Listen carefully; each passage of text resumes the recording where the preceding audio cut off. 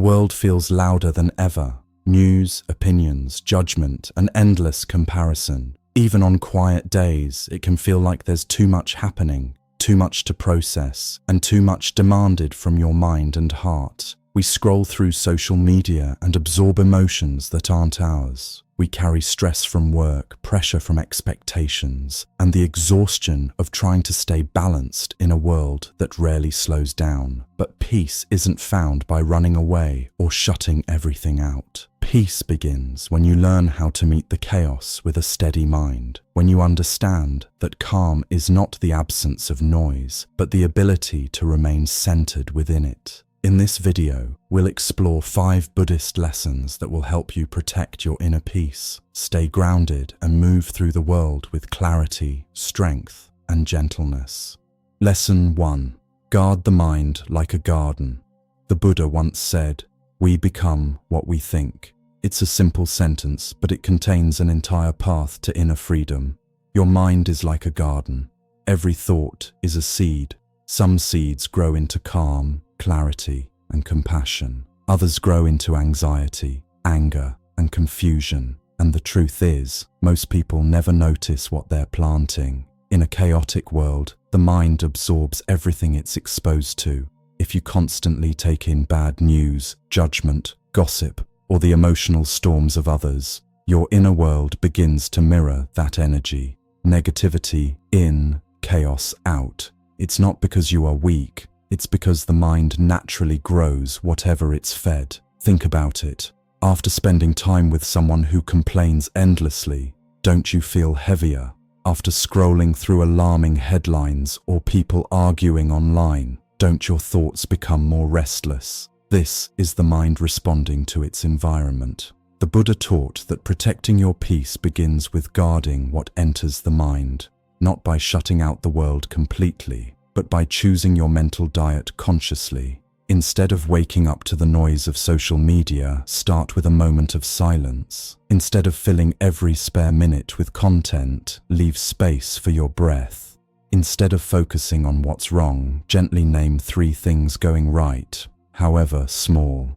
Even the act of pausing before you consume something, a video, a conversation, a thought, can shift the entire direction of your day. You are not responsible for the chaos in the world, but you are responsible for the seeds you allow to grow inside your mind. A garden becomes beautiful through intention. Your inner world is no different.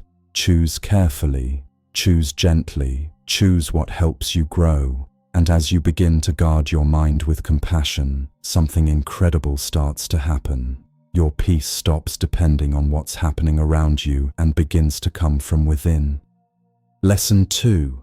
Accept what you cannot control. One of the deepest sources of suffering the Buddha taught is resistance, the mind's refusal to let life be what it is. We cling, we fight, we try to bend reality to our expectations. And the more we resist, the more exhausted we become. Imagine standing in the ocean as powerful waves crash toward you. If you push against them with all your strength, each wave knocks you back harder. But if you soften your stance, let the wave pass and move with the water instead of against it, suddenly the ocean no longer feels like an enemy. Peace comes not from overpowering the tide, but from no longer fighting it. In life, many of our waves come in the form of things we cannot control. Other people's behavior, unexpected events, delays, losses, changes, and the natural unfolding of circumstances. Yet the mind insists it shouldn't be like this. That single belief creates more suffering than the event itself. Acceptance is not the same as indifference. It does not mean you stop caring, stop trying, or stop setting boundaries. Acceptance simply means you stop wasting your life force on battles that can never be won, trying to control the uncontrollable. When you stop resisting, you don't become weaker, you become wiser, your energy returns, your heart softens, your mind becomes clear enough to see what can be changed and what never needed to be fought in the first place. Here is a simple practice the Buddha would approve of. Whenever you feel overwhelmed, Pause for just a moment and ask yourself, is this within my control? If the answer is yes, act mindfully. If the answer is no, breathe, soften your grip, and release the struggle. Letting go doesn't mean giving up. It means choosing peace over exhaustion. It means recognizing that your true strength lies not in controlling life, but in meeting life with wisdom and openness. The more you accept what you cannot control, the more space you create for calm, clarity, and inner stability, even in a chaotic world. Lesson 3. Respond, don't react. One of the most powerful Buddhist teachings is this: between what happens and how you respond, there is a sacred space, and in that space lies your freedom. Most people live in reaction mode. Something happens, and the mind fires back instantly. A harsh comment, a disrespectful tone, a misunderstanding, and before we even realize it, we've matched fire with fire, escalating a moment that could have been peaceful. The Buddha taught that true strength isn't found in controlling others, but in mastering our own inner reactions. When we react impulsively, we hand our peace over to someone else. But when we pause, even for a single breath, we reclaim our freedom. Imagine someone criticizes you. Your body tightens. Your mind leaps to defend, argue, or attack. This is the habitual mind, fast, emotional, unexamined. But if you bring awareness into that very moment, something shifts. Instead of reacting, you see the reaction arising. You notice the heat in your chest, the story forming in your mind. And by noticing it, you create space around it. In that space, the fire cools. You can choose a response that aligns with clarity, not chaos. You can choose to understand instead of attack. You can choose silence instead of regretful words. You can choose wisdom instead of impulse. This is what the Buddha meant by mindful speech and mindful emotion, not suppressing what you feel, but not letting the feelings speak for you. Here's a simple practice. Before you reply, take one conscious breath. Just one. Let it soften your body. Let it anchor your mind. That breath interrupts the old habit and gives your higher self time to step forward, because reactions are automatic. Responses are chosen. Reactions come from confusion. Responses come from awareness. When you learn to pause instead of explode, you stop absorbing other people's chaos, and you stop creating your own. This is the path to inner freedom. Responding with intention instead of reacting from emotion. And once you master this shift, your peace becomes much harder for the world to disturb. Lesson 4. Protect your energy with compassion. Many people misunderstand compassion. They think it means endlessly giving, endlessly helping, endlessly absorbing the emotions of everyone around them. But the Buddha never taught compassion as self-sacrifice. He taught compassion with wisdom, the kind that protects your peace while wishing well for others. The Buddha once said, "You yourself, as much as anyone in the universe, deserve your love and affection." This means your well-being matters, your energy matters, your emotional space matters. Compassion is not carrying everyone's pain on your shoulders. Compassion is seeing their suffering without losing yourself inside it. Imagine someone close to you is overwhelmed, angry, or lost. Your instinct might be to absorb their feelings, to fix them, or to make their pain your responsibility. But when you do that, you drain your inner calm, and you unintentionally create more suffering for both of you. Buddhist wisdom says, let your heart be open, but let your boundaries be clear.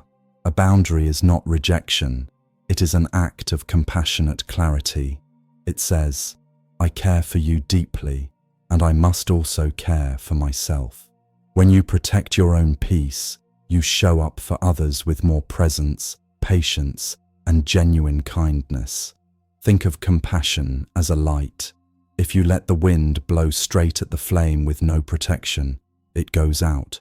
But if you shield it gently, not to hide it, but to keep it burning, the flame grows steady and warm. that is wise compassion. Here's a simple practice to cultivate this balance: loving kindness meditation. Sit gently, breathe slowly, and repeat inwardly, "May I be peaceful. May I be safe. May I be free from suffering." Then extend that same wish outward. May others be peaceful. May others be safe. May others be free from suffering. Notice the order. You begin with yourself, not out of selfishness, but out of truth. You cannot pour from an empty heart. Compassion with wisdom protects your energy. It strengthens your ability to love without losing yourself. And in a chaotic world, that kind of compassion is not weakness. It is powerful self-respect. Lesson 5. Return to the present moment. In a chaotic world, the safest place you can ever stand is here, in the present moment. The Buddha taught that the present is our only true refuge, because everything else is just a story the mind creates. Anxiety lives in the future, in the what-ifs, the imagined disasters, the endless possibilities that haven't happened and may never happen. Regret lives in the past, replaying old conversations, old mistakes, old wounds you can't change no matter how many times the mind revisits them. But peace lives only in now, in the breath you are taking at this very moment, in the weight of your body resting where you are sitting, in the soft sounds around you that you never really hear unless you pause. Right here, nothing is attacking you, nothing is demanded of you. Right here, you are safe. The Buddha compared the present moment to a quiet island, a place untouched by the storms of yesterday or the winds of tomorrow. But most of us never land on that island because the mind is always running somewhere else. So let's return, even if just for a moment. Take a slow, gentle breath in and a slow breath out. Feel the air entering your body. Feel it leaving. Let your awareness settle into your hands. Notice their weight, the quiet energy within them. Then feel your feet, the way they connect to the ground, steady and unmoving. This is presence. This is the doorway to inner peace. Notice how stillness begins to rise naturally when you stop chasing thoughts. You don't have to push anything away. You don't have to empty your mind. You simply come home to your breath, to your senses, to the reality of this moment, not the fears or memories inside your mind. The Buddha said, in this moment, you have all you need. When you return to the present, the chaos outside loses its power. Life becomes simpler, softer, more breathable. The world may still be loud, but inside you, a quiet anchor forms. And that anchor is what protects your peace, no matter what storms rise around you. The world may continue to spin in noise, speed, and uncertainty, but you don't have to spin with it. Peace is not the absence of chaos. It is the ability to stay grounded in the middle of it.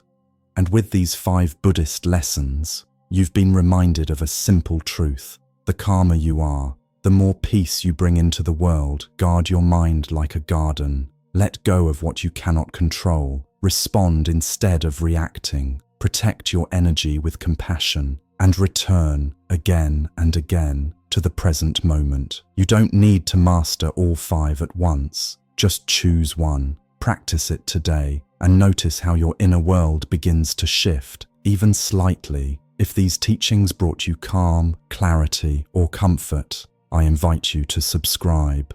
Join me for more Buddhist wisdom, mindful reflections, and gentle reminders to help you stay peaceful in a chaotic world.